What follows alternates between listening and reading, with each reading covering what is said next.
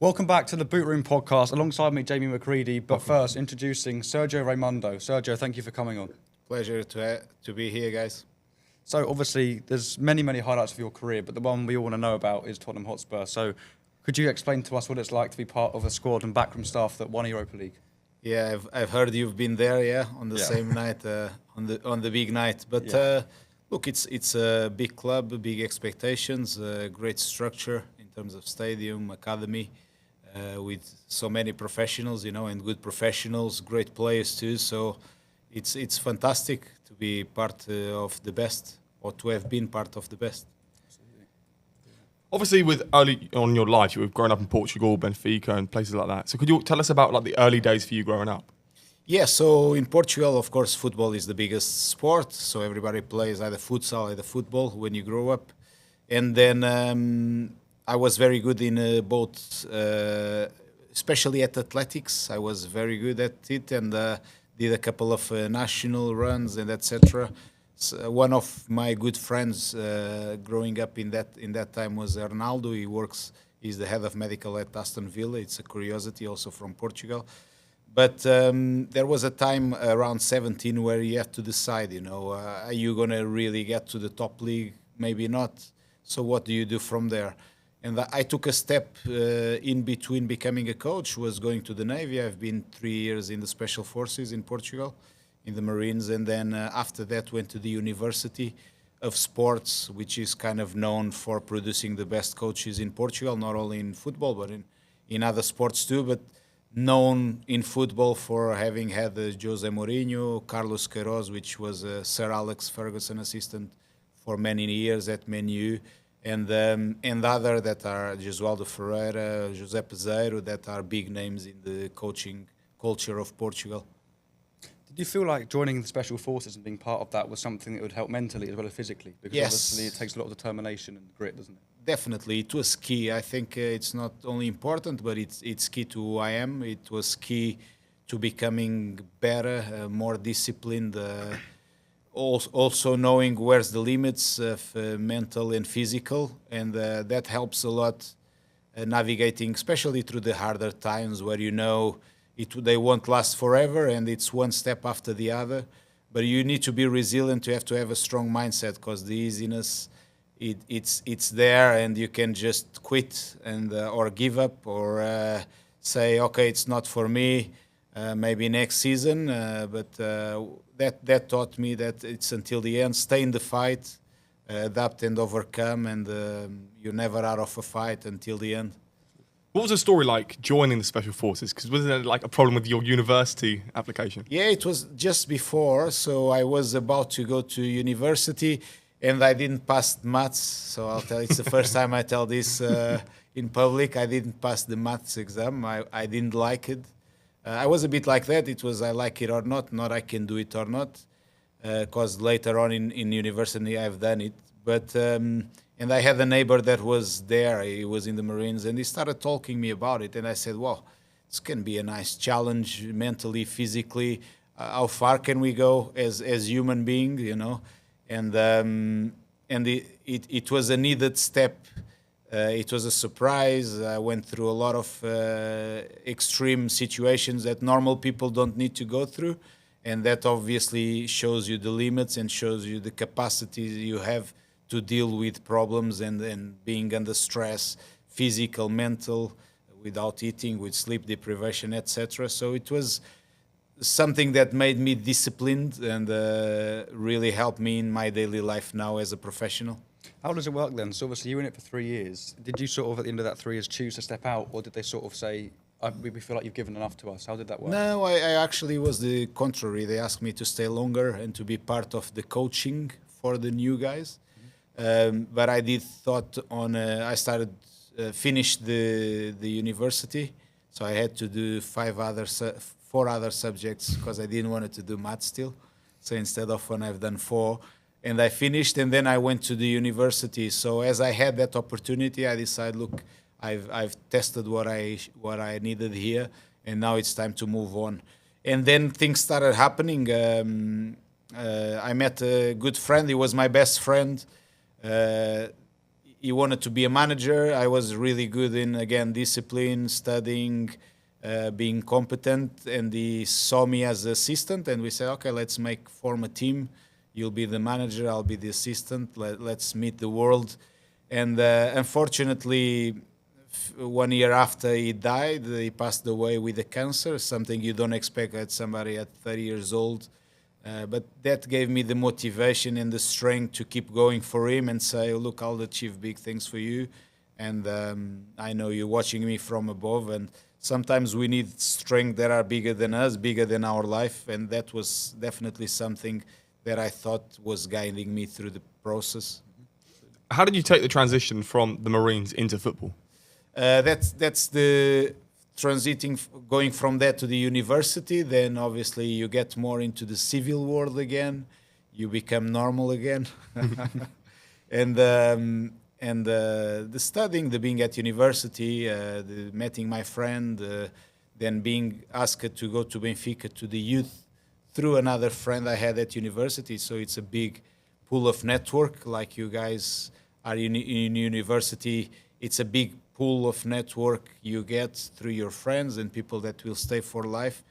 And I just started coaching, and then it was one after the other, and another season, and keep going. And I set myself a target of becoming a Premier League assistant at a certain. It was my target. I want to get there, and every step I've given in the way was towards that. So sometimes I picked up jobs that were less well paid or in different countries just to develop.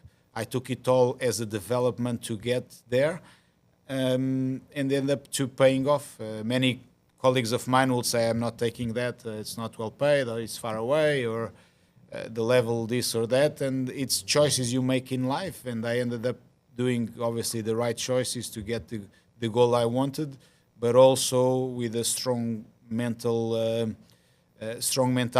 and with that shining star that is my mate Bruno up there guiding me in the way. So in your early days then, obviously you started at Benfica, but in your early days of managing, were there any sort of specific tactics or formations that you wanted to implement straight away? No, what was very different from me, I think, and from other people is I had a mentor, and he was Jose Mourinho's mentor, Manuel Sérgio. Unfortunately, he passed away this season, throughout the season in April, and spent hours with him at his place at university talking about things. And what I've learned was that where everybody wants to know the perfect tactical scenario or formation or technical individual skill, and he told me that the game is about human. That's just part of the game. So tactics is just a part of the game, but what matters is who you are as a person. And if you understand the person, he used to tell me a lot, it doesn't matter, you can see the kicks. If you don't understand the person that kicks, you first have to understand the person, and then you'll understand the kicks. You'll never understand the kicks if you don't understand the person that kicks. So he told me to go deep into people's motivations. Like you guys, you have motivations to do whatever you have in life. And that's the main trigger to help you to get there and for you to get there, rather than the technical skills you learn throughout your course. That will help you. It will be a tool, but then it's your mindset, your mentality, how you are as a person, that will eventually get there. So I always thought, and Manuel always told me the players will only respect what you're saying if they respect you as a person, and that's very important. So for me, tactics, technical side, formations are interesting, but are not the main thing. They're just part of a bigger whole. For example, every time I travel countries, I see there's different ways of seeing football. So you also adapt the formation you want to play or the principles to the players you have. So if I go to Senegal, I'll work differently than when I was in Australia, in Brazil, in Scotland, in the UK. In Scotland, they love a defensive game, 1-0. That's enough. You have to know how to defend and protect the 1-0, and they hate to cop goals in the last minutes. In Brazil, it's all about technique, the quality to receive the ball, to pass, to dribble. In Australia, it was more about intensity, athletes, a culture of athletes, a culture that could press, could be aggressive. And obviously in the Premier League is the top of the world. You have the best athletes, the best tactical awareness, the best technicians. So you have the best of the best, so you need to be ready for the best. So you also need the best mentality to deal with them. But I suppose going through your whole career, you have been an assistant manager for quite a long time. And we spoke to an assistant manager as well, who always preferred to be an assistant manager. Is that the same with you? Yes, definitely. I was a manager in under 19s top league in Portugal and in Austria also of the senior team.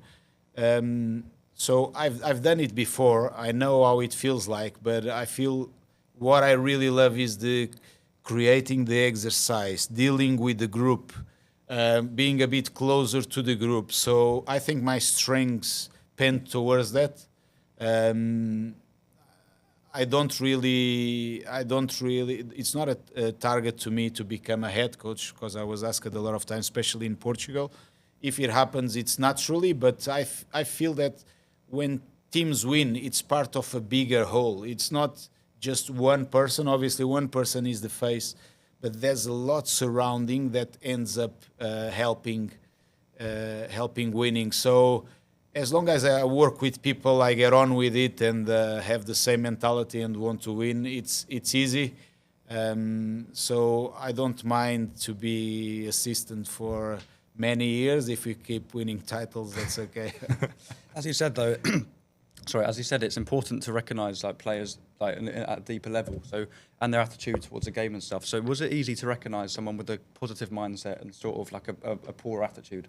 Yes, it's easy. Also, I did, as I said, I prepared myself a lot. So I work with a lot of psychologists in the game. Benfica in Australia was very important. I've done some work for some in Belgium while I was at university, translating from French to Portuguese already to get to know what questionnaires are you doing, what are you seeing. And it's easy. It's to map them into the personalities, and then for some players, you shouldn't speak at all because they don't need. For others, you have to explain everything. For others, you have to agree things because they want to have a say. So there's different types of then feedback that goes with to the different personality. And it's easy, if you're educated towards it, it's easy to target. Some people do it instinctively. If you have the instinct and if you know about it a bit deeper, then it's easier to make those targets. So your career as a whole, obviously Benfica's a really big club to start off at, and then you sort of glided through in Tottenham being a big one, in Australia, Scotland. How did this actually come about? How did you, in the footballing world, get recognised? So in Benfica, I actually, in the end of the 4 years, I've grown through the structure and I was asked to stay again because they would create the reserve team for the first time, and I will be assistant in the reserve team. But my mindset was, I can be here maybe 10, 15 years, or I can go and learn languages, know cultures. That's because I'm going to deal with South American players, with African players, with European players, with players from everywhere. So if I get to know more cultures, I'm more prepared. I'm more prepared to deal well with them. And it's funny because I arrived here there was people at university with a bigger playing background, with more knowledge, with agents, etc. It's funny, I never had an agent, and I think that's so funny because it's a world where it's not easy to progress without the right knowledge.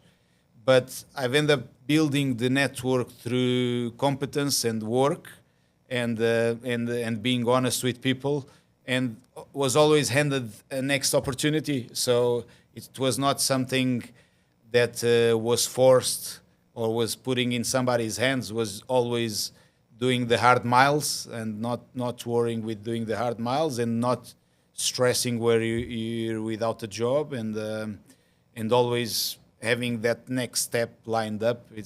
I always say work hard, be humble.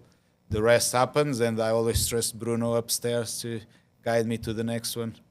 In your early days of coaching then, who were the sort of standout players that you thought could go on to really shine in the footballing world? Obviously, I've worked, especially at Benfica, was the start. Almost all our 11 went to big things, so many played in the Premier League.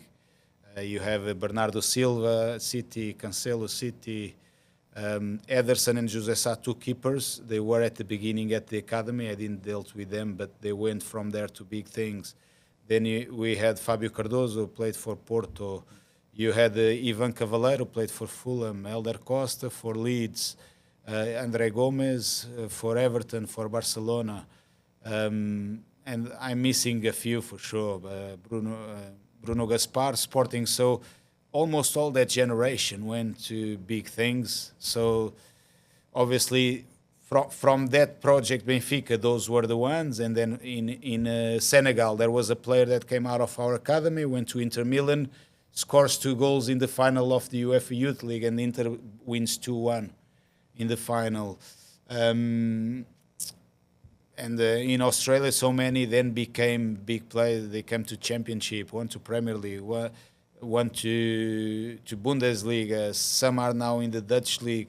So many players went into different ways, different pathways, different profiles, but they ended up having good careers. What's Senegal like? Because I spoke to a coach who is Norwegian, but he goes over there, and it's just this unbelievable experience. Yes, at the time, remember this was 2012 to 14, so I was the only European coach there. I actually met my wife at the time. She was in an NGO working there, and good coincidences in life. You end up knowing people that changes your life. But it was different. You had to adapt. Obviously, it's a Muslim country, so there's times for praying. Sometimes they would stop the cars in the middle of a big avenue, get out of the cars. So there's things you have to adapt regarding nutrition. Some funny story, once we went to a game, and I said, this is a small van, can we fit everybody in it? No problem. So there was 2 rows of seats, and they've put plastic chairs in the middle to do an extra row. So these kind of things are fabulous. I really enjoyed it, and I always got on well with it. I've learned the Wolof, the local dialect, because many of the players wouldn't speak French because they wouldn't have gone to school at the time. So it was a great experience, but you have to be open-minded. What I really enjoyed was I had a big car. And in the roundabouts, the big car had priority, so I never needed to stop in the roundabouts. That was great. Is it a struggle, though, to sort of get players on board with the language? Because there's some players that take it a good few months to settle in, obviously, into the language of the country that they didn't originate from. That's why I think structures, they should be ready for that, because that's a fact. You're going to have a great player from regardless, and how well prepared are you to receive that player? Because it's not easy. You come with your mentality, with your mindset, your culture, that's completely different. Then into a language you're not sure, then the climate sometimes changes. So it's big changes, and it does affect their performance, because if they don't feel well installed and good in where they are, they will feel it will take a bit to adapt, and they won't perform as well. Of course. So you became a head coach then for the first time. Could you talk to us about that, like the transition between assistant and now being the manager? So at Senegal, I became technical director and head coach. It was actually easy. The competence of organizing stuff was good, but I then had to educate more the coaches. So becoming a technical director and a head coach made me then care with the others, help other coaches where normally you help the manager if you're an assistant. But if you're already the manager, then you need to delegate. You need to start delegating to your team, developing them as people, as coaches, and you don't rely as much on tasks you need to do when you're an assistant. It's more training, preparation. You're more making sure the structure is working and everything will work when you get there, but somebody else will do that preparation, those tasks, and you'll ask for coaches to build exercises. In Senegal, for example, one of the first things we've done was get breakfast before training, because many players at training will start 8 a.m. They'll travel from 4 a.m. and they'll never have breakfast at their place. So you need to take care of the structure as a whole, rather than just worrying with, are the players okay, and let me do a nice session, because then the manager, he takes care of that. So what was your sort of preference then? Did you prefer the assistant side or the technical director or the manager? If you could pick one, sort of, that was your highlight, which one would it be? I don't think it's the job. I think it's the place and the people. Okay. So I think that's the most important.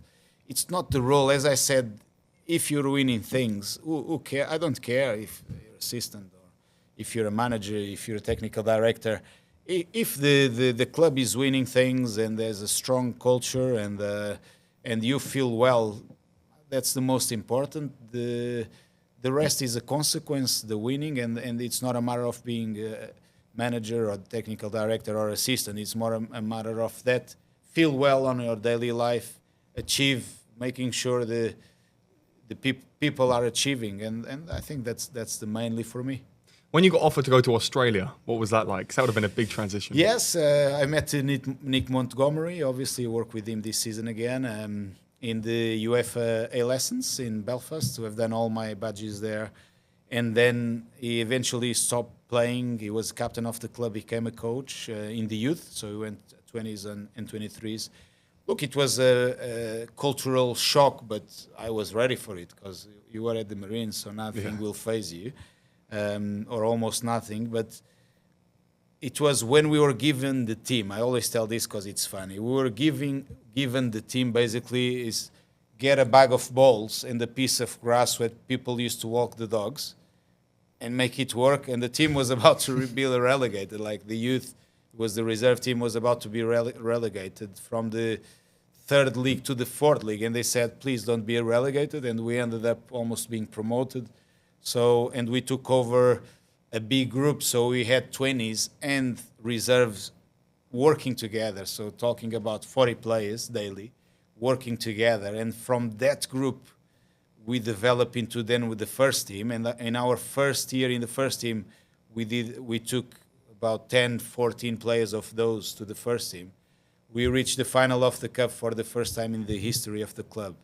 And then after 10 years of the club struggling, becoming last before last, we won the league and we beat a big team, Melbourne City, 6-1 in the final.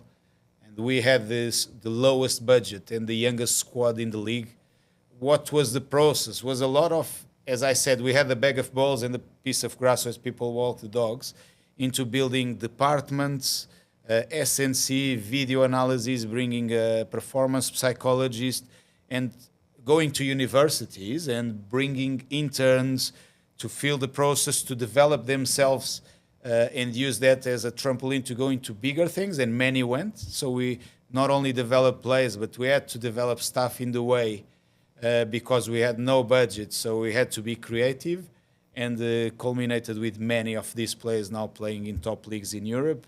So it's quite of an amazing story, because nobody expected that small club to be first giving players to Europe and then going to a final of a cup and winning the league. So it was 22-23 we won the league, so it's now 2 titles in a short space in 3 seasons. So it was quite amazing, you know, what we achieved out of the box, and everybody putting us limits and we breaking them. Definitely. And did you feel like you were all together and in it? Because obviously you have to be so mental. Because I remember we were seeing Lisandro Martinez from Manchester United came out on an interview, and they said, what made you win that game or get a point? And he said, it's all up here. So do you agree to that? You feel like everything's mental for this side? Yes. We were all together, and it's funny. We had the Brazilian players, French players in Australia too.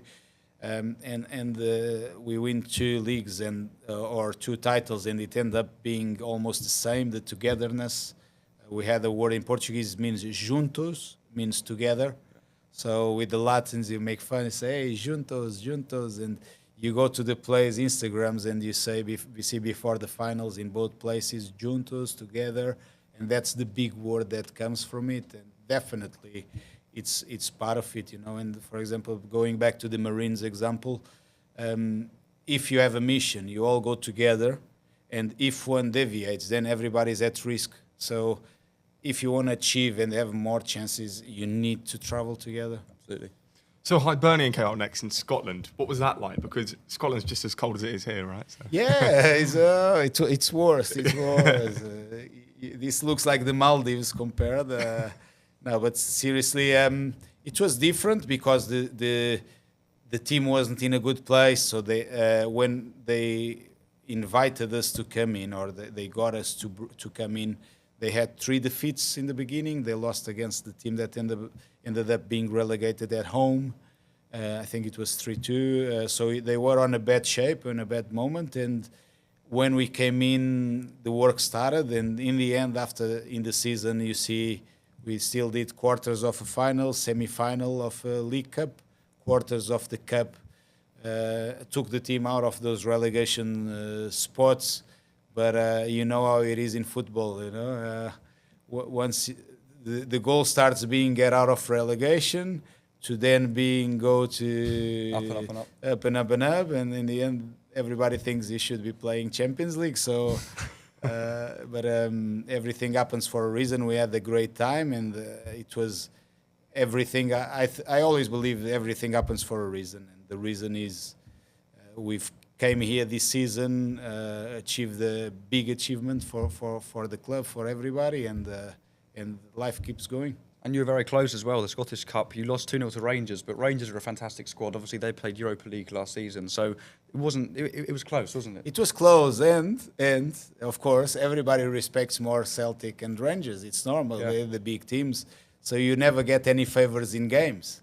So sometimes I remember in one of the games against one of the big ones, there's a head clash and they do penalties. So for them, so it's those things that you never get when you're the underdog and you go against the big ones.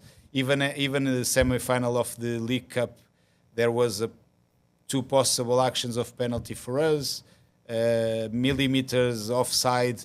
So we played fantastically that game. We were the better team, deserved to be in the final, but unfortunately it didn't happen. But again, where we started to that and to where it could have gone, it's been a long way, and that's what I take with me.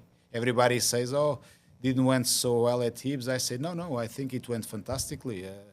If you put it in perspective, or where we started, what we were asked, where you got, and what you've done in the way."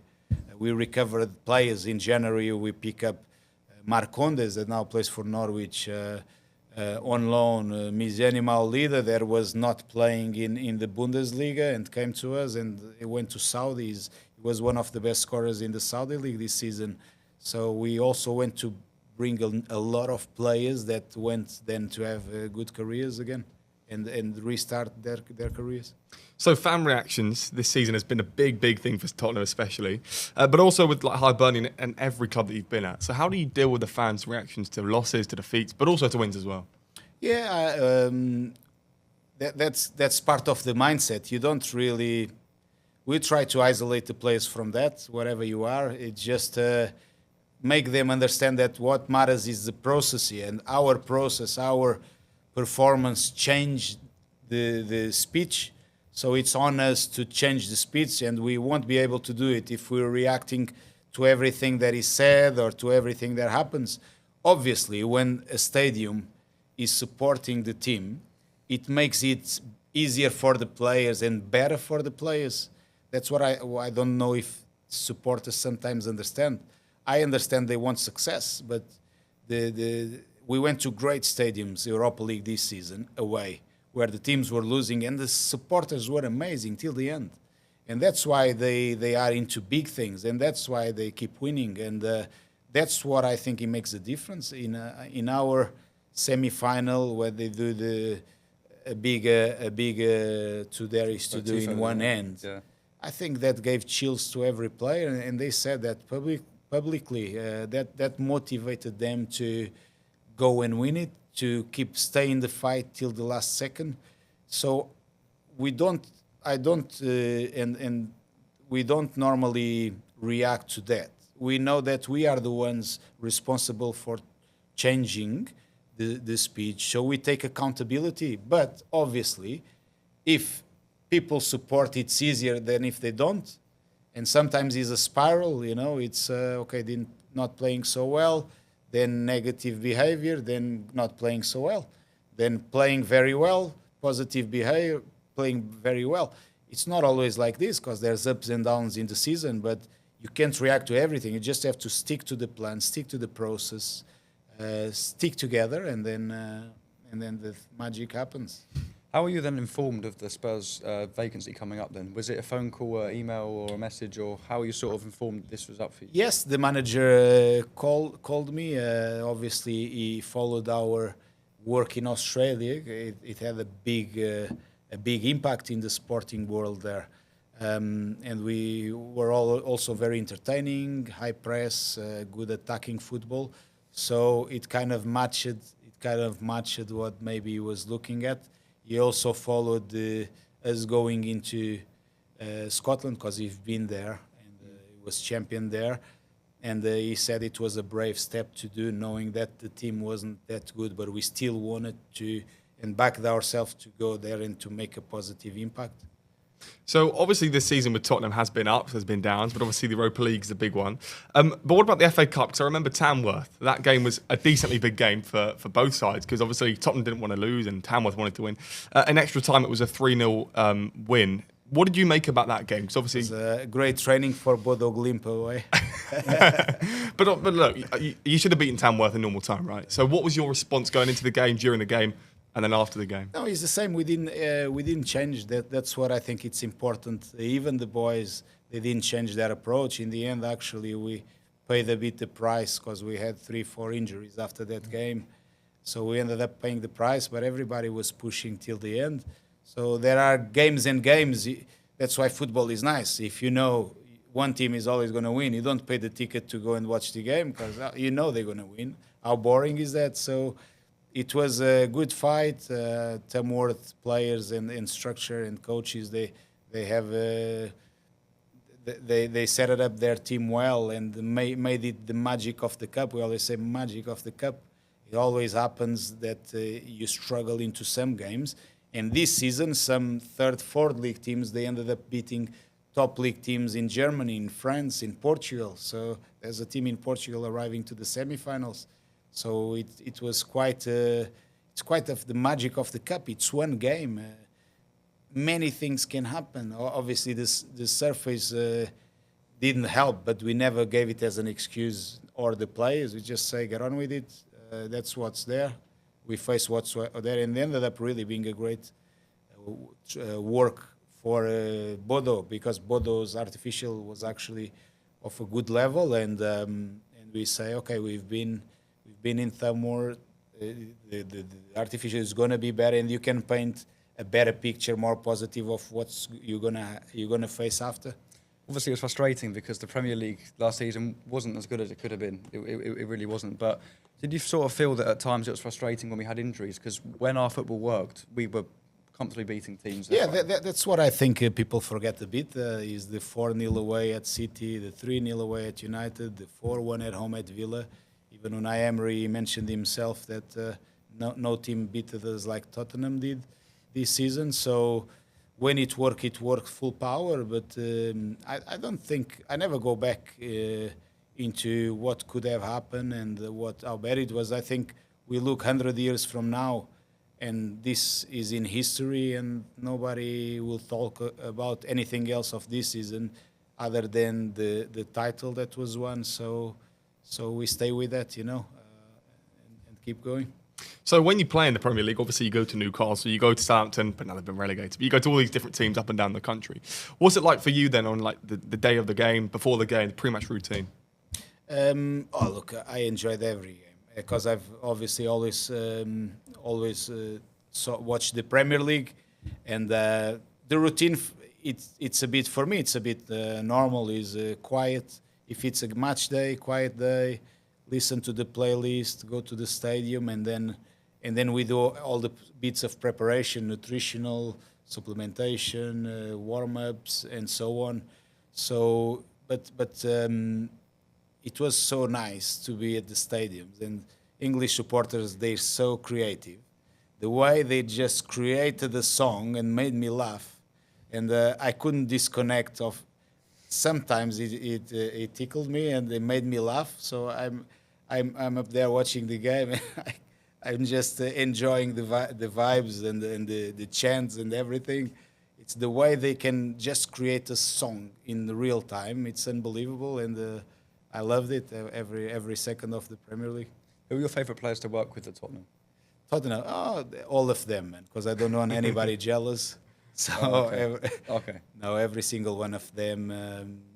Look, it's a special, very special group. It was the group we had when you won in Australia. A very special group of good professionals, good people, and I enjoyed so much, mate. I enjoyed really. Everybody had something different, and I did always love them all. From the one that was not playing 1 minute till the one that played every minute, or almost all the most minutes. They all have special things in their character off the pitch, on the pitch, technically, tactically, mindset that is good, and it's such a nice group. It was really a pleasure to work with everyone. So in the Europa League this season, obviously it's such a big highlight for Tottenham to win anything, let alone a European Cup. So to go into all of these games, you were for the most part the favourites, and then we see Manchester United who got to the final. How did you match up against Manchester United? Because obviously once you got to the final, you've now got to play Manchester United. Still a big club. So look, it was a club we faced 3 times before. And didn't lose. And didn't lose against them. Obviously that gives confidence to the group. But you also know we studied them really well, and if you go to what players said, they said we were well prepared. So everybody felt we were well prepared for that opponent. It helped the matches we had before, but it was like the players were confident individually and collectively to go and face the game. It's not the hardest of the games when it's from the same league. Then if you go and play against Bodo Glimt, completely different, or Frankfurt, completely different, or Ferencváros, completely different. And I really enjoyed the Europa League for that. It gave you, although the process is the same, but it gave you more variety of approaches. And you can actually learn from what other teams are doing and become better with it. What was it like playing a Galatasaray away? Because it's a hostile ground, it's loud, it's intimidating, and we lost on the night. But what was it like to go there and sort of get? Because was it too hard to even hear yourself think at times with how loud it is? It was the loudest, by far the loudest, and I think 1 meter away we couldn't hear each other. So it all came down to routines. They prepared well. They were very aggressive on the day, it was the hardest. Maybe, in my opinion, personal opinion, the hardest ground to go to because of what you say, loud, aggressive, always wanting and capable of scoring goals in transition with very good strikers. So it was the most hostile of them all. So when Ange Postecoglou came out and said that he always wins things in his second season, obviously all of us were like, okay, now he's got to stick to that word. But your thoughts as assistant manager when he was saying that, what did you think? I thought, let's make sure he's right. Yeah, definitely. It's really, I really thought, let's make sure he's right. And it was a statement, so he didn't say, I'm going to win this year. He said, I always win in my second year. And I think we all did. They say, brilliant, let's make sure you're right, and let's help in the journey. He was right. He was right after all. And he was so obviously right. When that final whistle went in Bilbao, what was your immediate reaction? Like everybody running and jumping around.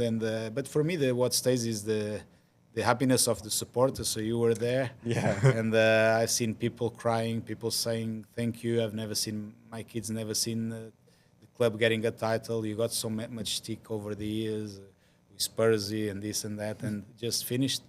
No more. So now they start talking about other club. Yeah. Okay. So playing Arsenal is obviously a big deal. Arsenal haven't won anything for a long, long time. I suppose for all of us, that's a very good thing. But playing Arsenal in the run-up to a North London derby, what is that like? Is the feeling different? And is it better than a European occasion? Look, you always tend to prepare the same way, but obviously the feelings involved are different. It's different. It's a different feeling. It's hostile. It's a rival. There's a rivalry. It means a lot for the supporters. I can compare that, for example, in Hibernian. For example, Hibernian Hearts. Sometimes I felt if you beat Hearts twice in the season, you play against them 3 times, you beat them 3 times, you can lose every other game that the supporters only wanted to beat Hearts 3 times. So it's that kind of mindset approaching the game. I don't say although the process is the same. The feelings and the sensations you have from everybody, the vibes are different because it's a hostile game, a hostile environment, it's big rivalry. It means a lot for the club, for the supporters. Who's the nicest manager then that you've met in the Premier League aside Ange Postecoglou? Look, I've come across Vitor Pereira before because he went with his Chinese team to Australia and we played against, and he's also a top guy, very relaxed.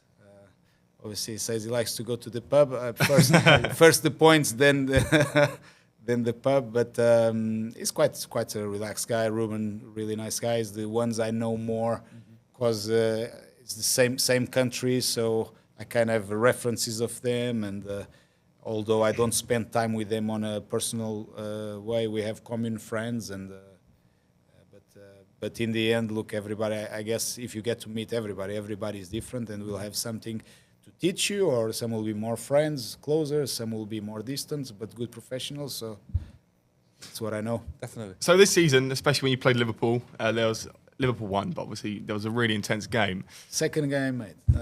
First game we won in the cup. Perfect, yeah. But First yeah, game, terrible. We were sort of going, oh, you never know. Tottenham could come back and go ahead and win the second leg as well. But with this season, obviously playing at Anfield on numerous occasions, what was that like for you to go up against the Kop, to go up against Slot, Salah, all these brilliant players? Look, it's like another game. Like you see, we went away to City and United, and it went well, but Liverpool was obviously a team with great belief and organized from a process of 7 years. You see the manager winning the title and then appreciating all the work done from the previous manager. So tells a lot about their culture as a club, as a group of people. And again, I think that was key. So you could see the togetherness as we spoke about of them on the pitch and the brilliancy individual in terms of a team organization. They were a brilliant team this season. So, well, also obviously we rested quite a lot of our squad, didn't we, for that when we lost 5-1 to Liverpool. We were playing sort of a second team because we had to focus on the European League. So were you not sort of concerned as much because you knew we put out a weaker squad? I don't think there was something like, we don't like to say second team or first team, but there was always there's always the mentality of you have to have everybody fresh, and we kind of knew what was in stake in terms of even the next season, which I won't be part of, but in the next season, where could the club eventually go to Champions League, and the closest possibility was by doing what we've done. So. But again, it's not that matter of being first or second team, because the players are really good on both of the games. It was more about let's make sure everybody's fresh for what's coming next. So this January, who did Tottenham sign? There was a few players that you signed, right? Matisse Tell. And the goalkeeper, Danso, I forgot his name. Kinski. Yeah. So you signed Kinski and Tell. Yeah. And Danzo as well, brilliant player. What's it like when you first meet them? Obviously, they're flying in from another country. Are you there with Ange, ready to meet them? No. In the training, they come. So the club has a big structure, take care of that, and then we meet them in the training ground. And again, with Matis, for me, it's that immediate instinct. Speak French with him, and although he speaks great English, with Kevin, I coach in Austria, so he's from Austria. So say a few words in German in the dialect of Austria. And they kind of try to, you start creating a connection. As I said, first the person and then the rest. So first get to know the person, get some connection with them, and then the field work. Yeah. Obviously, Matisse only 19 as well. So do you think that's a massive signing for Spurs? Because obviously he's now permanent, so he'll be there next season. Do you think that's a good move by the club? I can say it is or it isn't. It's a club choice. But what I can say from him is he's a great lad. He works hard. He's a good person. So I wish he has success. That's what I wish him in a personal sense. I was very surprised to see Ange, yourself, and you guys go, especially after winning the cup, and obviously when you went out on the parade, there was quite a good buzz around you coming back. So what was that like then? When did you actually get told that you were going to be leaving Tottenham? So regarding the parade, when we left Bilbao, I actually went to the airport and then went straight to the pro lessons because I'm finishing the pro lessons in Ireland. So my idea was, okay, that's the next mission rather than. But I heard it was brilliant. Nicky did WhatsApp me real time, and so many people happy was fantastic. And then we found out a couple of weeks after. I think it was 2 weeks, maybe. I don't really remember exactly, but we found out we wouldn't continue. But I got a lot of messages of people. Saying, "Oh, sorry," but it's not about sorry. It's like happy that you were there. I change a bit the speech. Don't be sorry for that. Just enjoy while it happened, and enjoy the whole time I spent at the club. I feel very lucky. I've got to be in such a structure and being part of such a massive year for the club, rather than being sorry that now you need to leave. It's part of the trade. I always say it's part of our trade. So you don't control if you're gonna stay or go. And I'm just happy it finished the way it did, and leave a lot of friends behind, staff and players, and we move on to the next one and win the next title. Is that one of the highlights of your career then?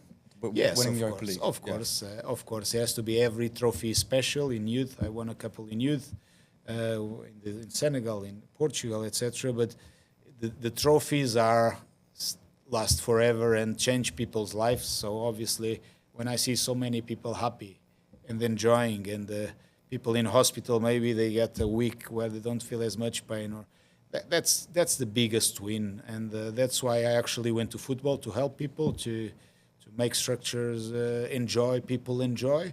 So I couldn't be more happy it's one of the highlights, definitely, European title. Not many people won it. Thinking I go to Portugal, maybe there's a few that won it. Jose, André Villas-Boas, and their stuff, but not many more. So it's a special moment that not many get to enjoy from that technical perspective, and give so much joy to everybody. So.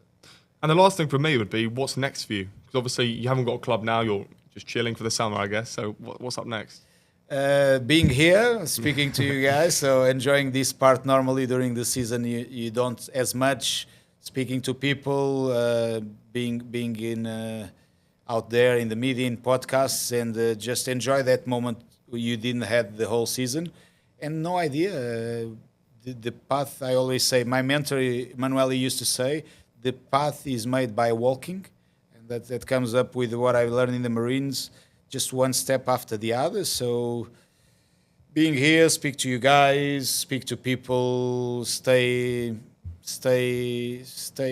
in contact with the game, and let's see what comes next. I would like to know myself, but I don't. My wife would like to know. She's always annoying me. Oh, now we have to pack the house, sell the cars, do the same thing we've been doing for many years, and let's go.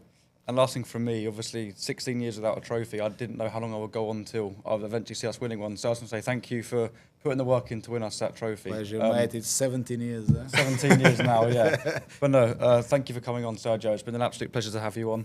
We always end with a handshake on the podcast, so thank you very much. Pleasure, mate. Across the Thank table. you very much. Pleasure. Congrats on your Thank you very much. on your league too. And Thank you very much. Thank you very much. Europa League winner, mate. We won it in Bilbao. Never We did, forget yeah, this. absolutely. Thank you very much.